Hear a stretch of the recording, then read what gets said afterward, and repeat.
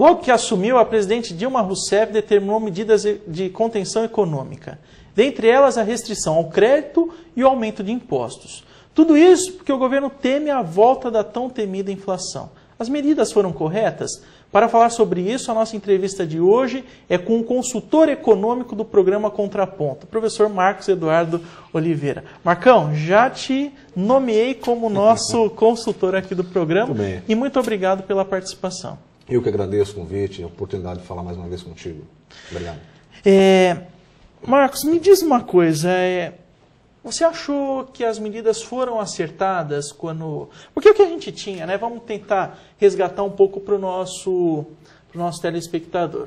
O que se via, né? O que se viu muito nos últimos 4 anos, apesar de uma crise em 2008, etc., o que se viu muito era um gasto do governo que muitos economistas diziam que era um gasto exacerbado, né? Um gasto muito grande do governo.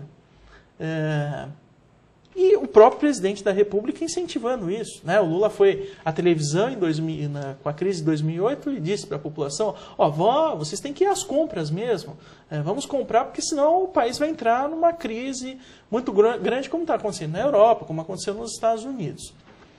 A Dilma, que vem, né, candidata do próprio Lula e tal, que mantém uma equipe econômica que é a mesma, excetuando-se o presidente do Banco Central, a Dilma assume e fala, peraí, esse gasto que a gente tinha anterior, não vamos ter mais. E aí? Como é que fica? Foi acertado? Quer dizer, as medidas da Dilma ou do governo foram acertadas? Veja bem, Ari, me agrada o início do governo Dilma, né? Basicamente pelo seguinte sentido, e ela aponta isso no seu discurso de posse, tem apontado isso ao longo de algumas entrevistas. Primeiro, esse jeito mineiro dela governar, esse jeito quieto, esse jeito calmo, mas observando tudo com muita atenção. O que mais me chama a atenção no governo Dilma é o lema, o slogan que eles criaram. País rico é país sem pobreza. E isso é fundamental quando você olha para a taxa de exclusão brasileira, né? Nós temos 10 milhões de indigentes, 30 milhões de pessoas passando fome. Olhar para isso significa também olhar para a necessidade de fazer a economia crescer, porque nós só vamos resgatar essa parcela que está na exclusão com o crescimento da economia. Só que a economia, ela é dinâmica, ela não é estática. Sim. Então, o momento da economia, ora você tem que pisar no acelerador, ora você tem que pisar no freio. O que eu quero dizer com isso? Historicamente, a tradição da Dilma é ser desenvolvimentista. Ela é pró-desenvolvimento, a favor do desenvolvimento. Portanto, contrário aos monetaristas que são mais ortodoxos, mais tranquilos, contidos, né? Olham mais a expectativa de preços e os desenvolvimentistas não querem mais crescimento. Só que, dada a configuração atual, alguns cuidados precisam ser tomados. Nós temos aí uma liquidez internacional muito grande, que está pressionando e jogando.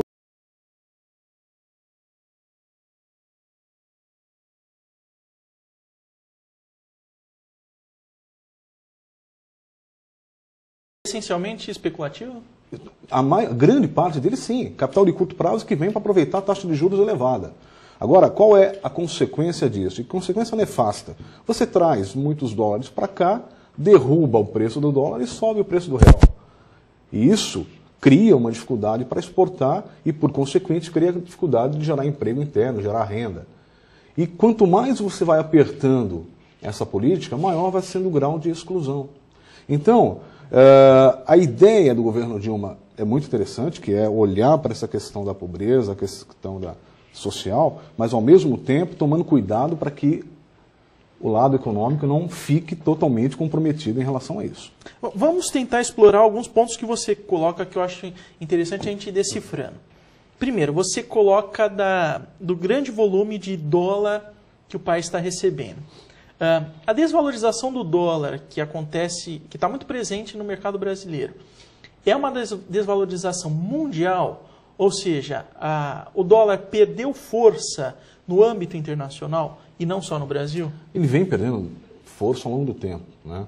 A cesta de moedas do qual o dólar se inclui, ele tem tido uma perda muito grande ao longo dos últimos tempos. Agora, tem um fator externo, né, que eu acho que nós devemos tomar cuidado com isso, que é o fator China. Tá. A China tem sido o grande vilão. O grande vilão dessa história. Né? E por conta do quê? Tem consumido demais, tem comprado muito produto nosso, commodities, nós estamos vendendo para a China minério de ferro, nós estamos vendendo soja, nós estamos vendendo petróleo. Se você olhar a pauta de exportação brasileira, Ari, 80% das nossas receitas decorrem disso, das vendas para o mercado chinês. E esse grande consumo chinês, essa voracidade em consumir commodities, é o que tem feito os preços subirem. Né? Você toma o preço do minério de ferro nos últimos 12, 15,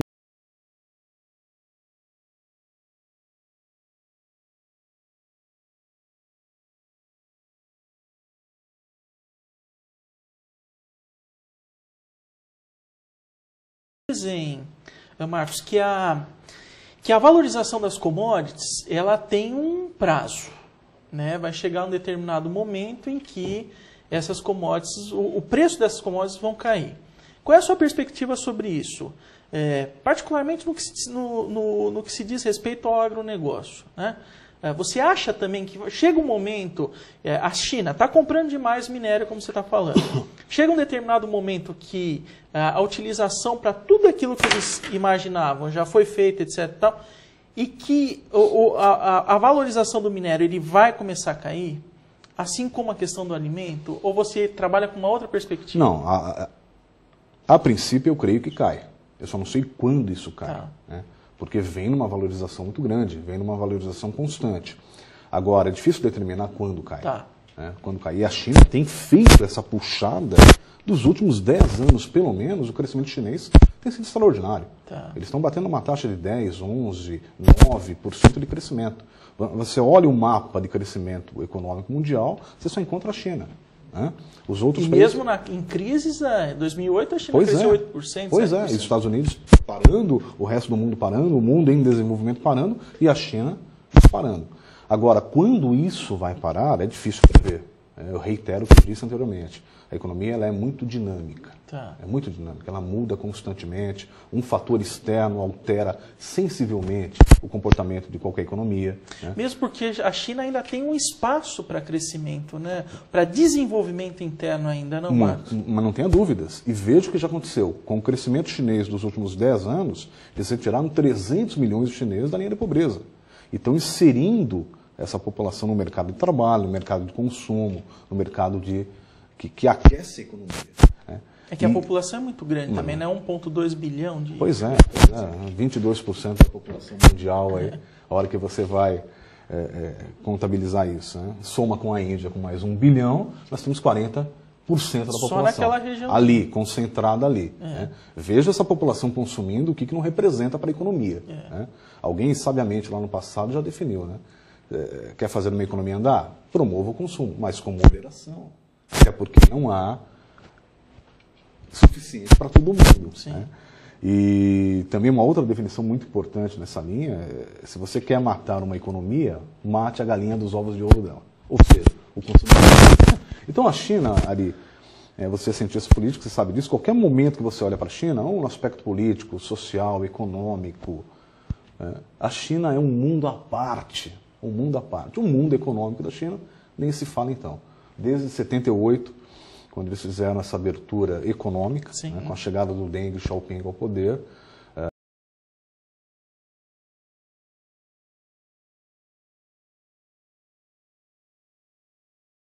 Valo, tem um outro ponto que você citou, que é a questão da desvalorização do dólar, que acaba gerando menos emprego no mercado interno.